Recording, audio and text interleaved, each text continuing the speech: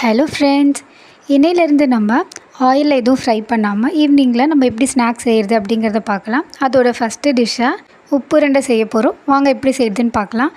அதுக்கு இது போல் வாணலியில் தாளிக்கிறதுக்காக கொஞ்சமாக எண்ணெய் சேர்த்துட்டு அதில் கடுகு, சோம்பு, சீரகம், அப்புறம் கடலைப்பருப்பு, உளுத்தம்பருப்பு இது எல்லாத்தையும் சேர்த்துட்டு நல்லா பொன்னிறமாக ஆனதும் இதில் கொஞ்சமாக பச்சை மிளகா, அப்புறம் நான் கொஞ்சம் புதினா, கறிவேப்பிலை சேர்த்துருக்கேன். புதினா எதுக்காகனா இது இன்னும் கொஞ்சம் நல்ல வாசனையாக இருக்கும். ஸோ இந்த டைமில் நம்ம ஆனியனும் சேர்த்துக்கலாம். வெங்காயம் சேர்த்தா இன்னும் ரொம்ப டேஸ்ட்டாக இருக்கும். ஆனியனும் வேர்க்கடலையும் நீங்கள் முடிஞ்ச அளவுக்கு சேர்த்துக்கோங்க. இப்போ நம்ம இதில் கெட்டியாக அரைச்சி வச்சுருக்க புழுங்கல் அரிசி இதெல்லாம் சேர்த்துக்கலாம். இது போல் அரிசியை நல்லா ஊற வச்சுட்டு கட்டியாக இது போல் அரைச்சி இதில் சேர்த்துக்கோங்க. இது கூடவே நான் கொஞ்சமாக தேங்காவை துருவி சேர்த்துருக்கேன். இது எல்லாத்தையும் சேர்த்துட்டு நல்லா மிக்ஸ் பண்ணி விட்டுக்கோங்க. இது போல் கைவிடாமல் அதை மிக்ஸ் பண்ணிகிட்டே இருங்க.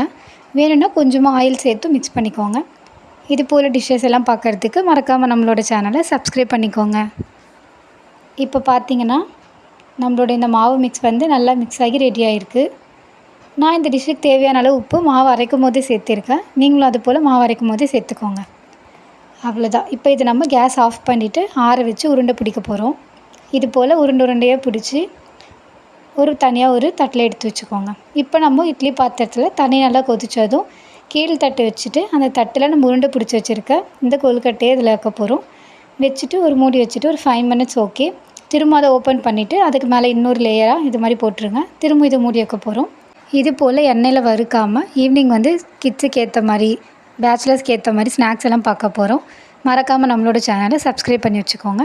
இப்போ இது நல்லா வெந்திருக்கு. இப்போ இதை புட்டு பாருங்கள், உள்ளே இருக்க மாவெல்லாம் நல்லா வந்திருக்கு. நாளைக்கு வேறு ஒரு ரெசிபியோடு பார்க்கலாம். பாய், ஸ்டே டியூன்ட்.